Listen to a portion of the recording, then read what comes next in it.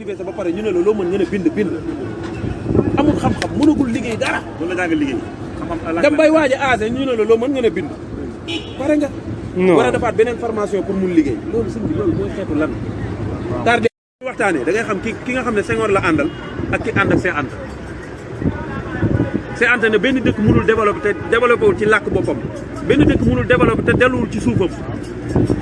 Cheikh Anta loolu la wax Senghor ne non ànd ak tubaab ba ilaa yow mi diin ñaari jeunes yuy waxtaan déglu leen rek dina am koo xam ne Senghor la gëm président poète nga xam ne day wax muy rafet te du ko jëf ak ki nga xam ne xam-xam la am moo waxoon bu ma joxee géej gi ma génnee ci pétrole fépp fu sexaw am pétrole mu ngi fa ak gaz te àllub kaañ lépp sexaw la ak pétrole kooku mooy Cheikh Anta Diop kooku mooy xam-xam xam-xam boobu mu am ak science bi dañ koo gas suul ko ak moom génnul kooku mooy Cheikh Anta.